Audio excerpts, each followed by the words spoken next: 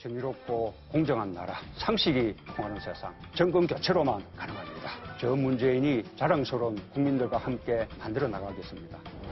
더 이상 국론 분열과 대립으로는 정권 교체도 새로운 시대 교체도 이룰 수 없습니다.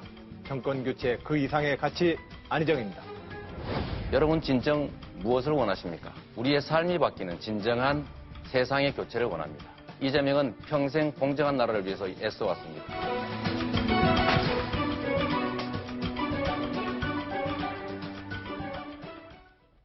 자, 경선 구도가 이제 점점 확실해지는 것 같습니다. 안희정 지사가요, 문재인 전 대표와 어떤 대결 구도를 만들기 위해서 이런 호칭을 만들어서 캠프에서 쓰고 있다고 하는데 소개를 해주시죠. 자, 그림을 한번 보여주실까요? 이러고 봅니다. 어대문은 원래 유명했습니다. 어차피 대통령은 문재인이다라는 내용의 별명을 캠프에서 적절하게 활용을 하고 있었는데 안희정 캠프에서도 이런 말을 만들었어요. 그렇습니다. 이제 문재인 전 대표가 선두 주자인 건 사실이죠. 그런데 이제 뒤를 쫓는 안희정 충남지사도 질 수 없다. 네. 어차피 대통령은 문재인이 아니다라고 하면서 만든 문구인데요. 조금 전에 나왔던 것처럼 그러나 대통령은 안희정입니다라고 하면서 지금 현재 문재인 전 대표가 선두를 달리고 있지만 결국 이제 그 민주당 후보로 이제 그 선출이 되고 또한 대통령에 당선될 사람은 안희정 지사다라는 의미에서 맞대응하는 그런 홍보 문구를 만들었습니다. 양측에 그리고 또 이재명 시장까지 포함해서 민주당 내 주자들의 어떤 홍보 대결도 굉장히 주의 깊게 보면은 재밌을 것 같습니다. 그렇군요. 알겠습니다. 이 명칭 한번 다시 볼까요? 자, 어대문에 대응하는 별명으로 그대안. 알겠습니다. 곧 구도가 확실히 결과가 나오겠죠. 자, 그런데요, 오늘 토론회에서 안희정 지사가 문재인 전 대표의 리더십에 대해서 아주 따끔하게 찝는 말을 했습니다. 어떤 내용인지, 그리고 문재인 전 대표는 어떻게 반응을 보였는지 영상으로 보시겠습니다. 먼저 이번에 문재인 후보님 김종인 전 대표 탈당을 하셨는데 직접적으로 찾아가서 만류하시거나 설득하시지는 않으셨는 걸로 알고 있는데요. 그 김종인 대표님의 방식이 정당 민주주의를 추구하는 우리 당의 방식하고는 많이 다른 것 같습니다. 그것을 극복시켜야 되는 것이 우리 지도자들이 겪어야 될 고통 아닐까요? 혁신에 대해서 반대하시는 분들이 당을 떠나신 것이죠.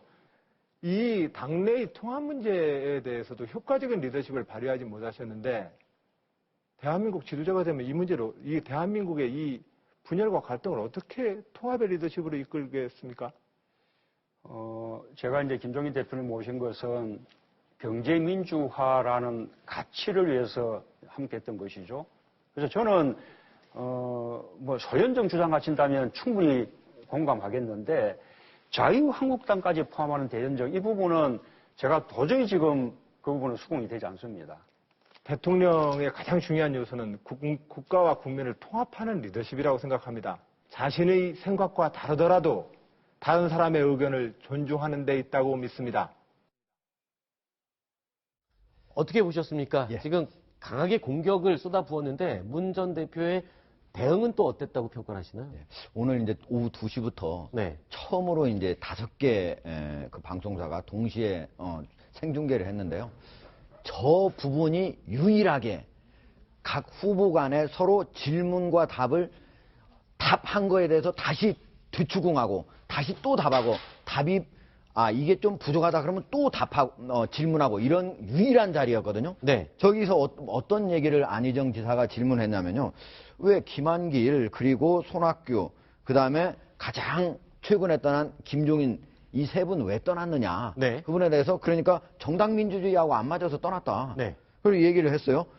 아니 그 직접 잡아야 되지 않느냐. 그러니까 네. 다른 사람들이 잡았다. 이런 네. 얘기를 하고 그럼 분열 뭐 이런 것들을 통합 이런 쪽으로 한다고 했는데 그런데 왜 안 되느냐 하니까 그분들은 혁신을 반대했기 때문에 떠났다. 이 어떻게 보면은 문재인 대표의 답변은 상당히 그냥 구체적인 답이 아니고 왜 그분들이 왜 구체적으로 떠났고 그리고 내가 어떤 역할을 했고 이런 것들을 자세히 하지 않고 원칙적인 얘기만 했거든요. 그런데도 불구하고 다시 또 질문을 했고 거기에 대해서 문재인 대표가 어떤 식으로 빠져나갔냐면은 왜 안희정 지사는 소연정, 이거 내가 이해하는데 대연정 얘기를 하느냐. 그리고 다시 다른 쪽으로 화살을 돌렸습니다. 근데 이런 부분에 있어서 그래도 가장 다른, 주고받기식, 네. 토론을 처음으로 그리고 유일하게 오늘 한 자리다. 그런 측면에서 의미가 있지만 그러나 문재인 대표의 답변은 좀 어떻게 보면 좀 아쉬운 부분이 있었다. 이렇게 평가할 수 있습니다. 알겠습니다. 자, 제대로 된 TV 토론을 한 것은 오늘이 처음이었다라고 말씀을 해주셨는데 그래서일까요? 자, 문재인 전 대표, 이재명 시장에게도 공격을 받았습니다. 신경전이 아주 치열했는데요. 그 영상도 함께 보시겠습니다.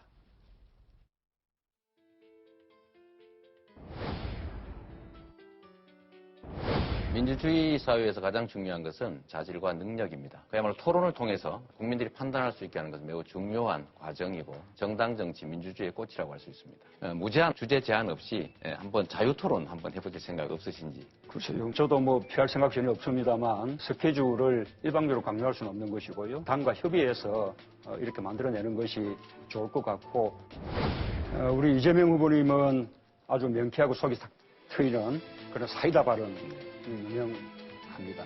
그런데 반대로 안정감이 없고 사회적 분열과 갈등을 증폭시킨다라는 비판도 많이 있는 것이 사실입니다. 그쪽에 치울 수 있다는 거죠. 필요에 따라서 가치를 바꾸는 것은 그야말로 그 자체가 불안정이죠. 저는 제 입장이나 원칙과 가치를 바꾼 일이 없습니다. 후보의 안정성 말씀하신다면 중대한 국가 문제에 대해서 입장이 때에 따라 다른 것이 더 문제다 이렇게 생각합니다.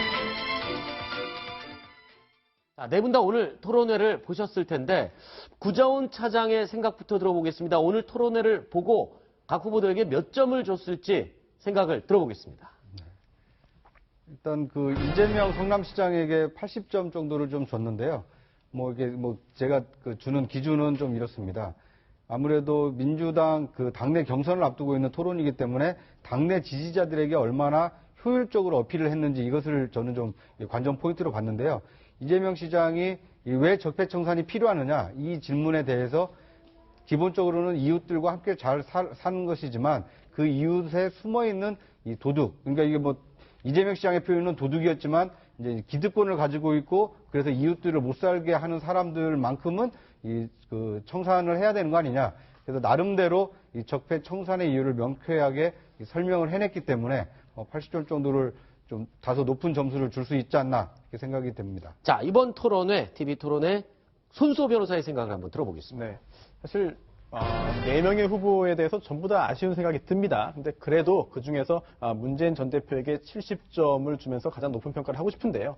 일단 토론이라는 것이 말 잘하는 사람 뽑는 자리는 아닙니다. 얼마나 생각을 많이 했고 얼마나 준비가 많이 되어 있는지를 전달하는 자리입니다. 다만 다른 후보와의 그런 논쟁은 그 형식에 불과한 것이죠. 따라서 문재인 전 대표 같은 경우에는 다른 경쟁자들이 가지지 못한 것을 잘 부각시켰습니다. 그게 뭐냐면 이번 대통령 파면으로 인해 인수위 기간이 없이 바로 즉각 국정을 수행해야 되는데 과거에 이미 대선에 출마했으며 굉장히 훨씬 더 많은 그런 지지하는 사람들과 또한 인력들이 많이 있는 그런 측면을 부각했기 때문에 다른 경쟁자에 비한 장점 부각을 잘한 문재인 전 대표에게 가장 후한 점수를 주고 싶습니다. 알겠습니다. 다음은 김동혁 기자의 점수 확인하겠습니다.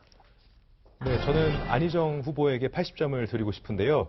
그 대연정에 대한 소신, 그리고 치우치지 않는 정치를 하겠다는 그 뜻을 피력한 그 모습이 굉장히 인상 깊었던 토론이었습니다. 실제로 이번 정권에 있어서 이번 정권이 가장 크게 문제가 제기됐던 것이 바로 소통의 부족이었었는데 그 소통 부족 문제를 안희정 후보가 해결하고 분열된 국론을 다시 한번 모으겠다는 그 의지를 밝힌 것이 인상 깊었다고 생각됩니다. 자, 마지막으로 하종대 위원의 점수는요? 네.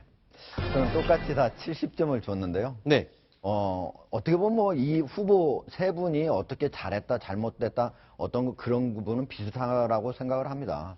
다만 이거의 가장 큰 문제점은 뭐냐면 이 토론 형식 자체가 문제였다. 왜냐하면 토론 형식 자체가 출마의번을 얘기하고 그 다음에 공통 질문을 하고 검증 토론 들어가고 그 다음에 주도권 토론, 그 다음 마무리 발언 이런 식으로 되는데요.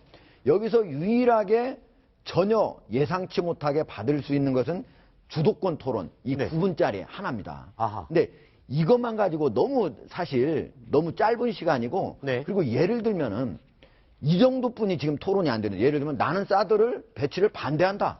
나는 이미 정부가 결정했기 때문에 어쩔 수 없다고 생각한다. 나는 뭐 찬성한다. 이 정도뿐이 안 나오거든요. 네. 만약에 사드 배치를 찬성하건 반대하건 네. 그런다면은 왜 그러는지. 네. 만약에 반대한다면 그러면 북핵은 어떻게 막을 방도가 있는 건지. 네. 북한의 지도자에 대해서 어떻게 생각하는 건지. 네. 이런 여러 가지를 아주 심층적으로 들어가야 되거든요. 유일하게 아까 얘기했던 대로 답변을 하면 그 답변에 대한 부족한 부분을 다시 쭈에이원, 중국어로 쭈에이원 하는데 다시 추궁하듯 질문해야 됩니다. 마치 검사가 피의자를 신문하듯. 그래야만 그 사람이 그 안에 대해서 어떻게 도저히 생각하고 있는지 정확히 생각하고 있는지 그걸 알 수가 있습니다. 앞으로 이걸 바꿔야 됩니다. 네. 그래야만 좋은 토론이 이루어질 수 있다고 봅니다. 알겠습니다. 자, 나머지 순위 내용도 확인해 보겠습니다. 함께 보시죠.